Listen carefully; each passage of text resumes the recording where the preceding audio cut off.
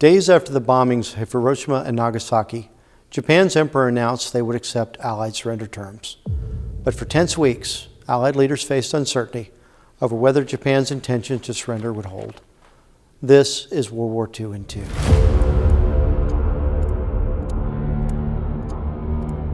On August 14th, Japan's foreign ministry accepted the terms of the Potsdam Declaration. Under the agreement, Japan would surrender unconditionally. The emperor would remain, but his authority and that of the Japanese government would be subject to General MacArthur's orders. In reply, the U.S. called on the emperor to order all commands to cease fire, end operations, and transport prisoners of war to safety. Emperor Hirohito recorded a message to inform his people. But hoping to continue the war, some Japanese officers attempted to seize the emperor's recording. Their coup, however, collapsed. And the next day, the emperor's message was broadcast at noon on August 15th in Japan. It was still August 14th in the U.S. when President Truman announced Japan's intention to surrender, signaling that a ceasefire was in effect until Japan's formal surrender ceremony. It wasn't until the 16th, however, that the emperor finally issued orders to cease hostilities.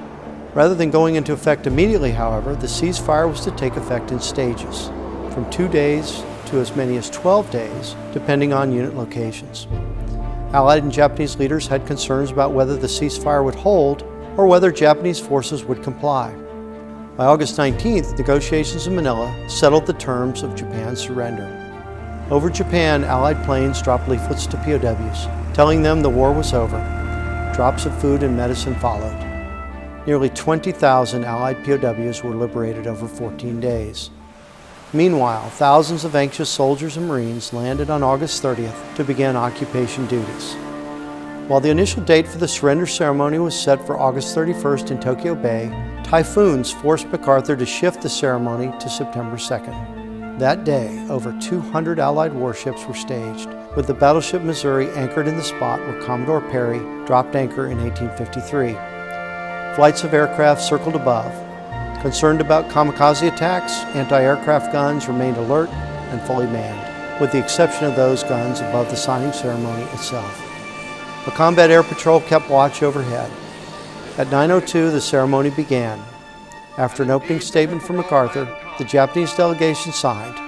MacArthur followed, then Nimitz for the United States, and afterwards senior Allied representatives.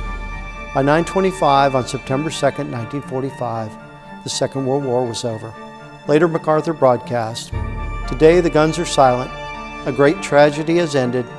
A great victory has been won."